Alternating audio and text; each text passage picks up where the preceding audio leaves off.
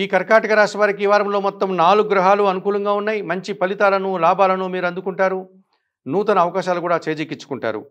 దశమంలో చంద్ర సంచారం వల్ల చాలా కార్యక్రమాలని సునాయాసంగా పూర్తి చేస్తారు. తల్లి ఆశీస్సులు అందుకుంటారు. సంతోషంగా కాలం గడుపుతారు.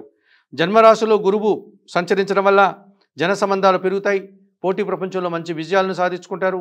విద్యా సంబంధమైనటువంటి విషయాలంతా కూడా మీకు అనుకూలంగా ఉంటున్నాయి. వృత్తి ఉద్యోగ వ్యాపారాల్లో కూడా నూతన అవకాశాలు వచ్చేటువంటి వాతావరణం కనిపిస్తుంది. చతుర్థంలో శుక్ర సంచారం వల్ల స్త్రీజన సహకారంతో కుటుంబంలో కొన్ని శుభ కార్యక్రమాలు నిర్వహిస్తారు.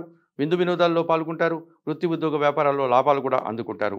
భాగ్యములో శని సంచారం వల్ల వృత్తి ఉద్యోగ వ్యాపారాల్లో బాగా రాణిస్తారు. ఇంట బయట చాలా పనులు చక్కదిద్దుకోగలుగుతారు. పనివారి సహకారంతో ఎప్పటి నుంచో నిలిచిపోయినటువంటి పనులన్నీ కూడా ఈ వారంలో పూర్తి చేసుకుంటారు. వ్యవసాయ రంగంలో మంచి లాభాలు అందుకుంటారు. అష్టమంలో రాహువు సంచరిస్తున్నాడు. దుబారా ఖర్చులు, దుబారా ఆలోచనలు, విదేశీ వ్యవహారాలు ప్రతికూలంగా ఉన్నాయి. మోసపూరితమైనటువంటి వ్యక్తులతో కలిసి మీరు తిరగాల్సిన పరిస్థితి ఉంటుంది. తగు జాగ్రత్తలు తీసుకోవాల్సిన అవసరం కనిపిస్తుంది. ఈ రాశి వారికి వారంలో మంగళ, గురు, శుక్రవారాలు అనుకూలంగా ఉన్నాయి.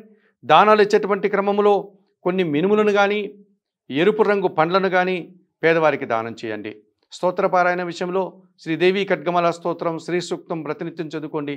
ఆలయ సందర్శన కార్యక్రమంలో భాగంగా కర్కాటక రాశి వారు కనకదుర్గాదేవిని సందర్శించి నమస్కరించుకోవడం వల్ల మరింతగా మంచి ఫలితాలను అందుకోగలుగుతారు.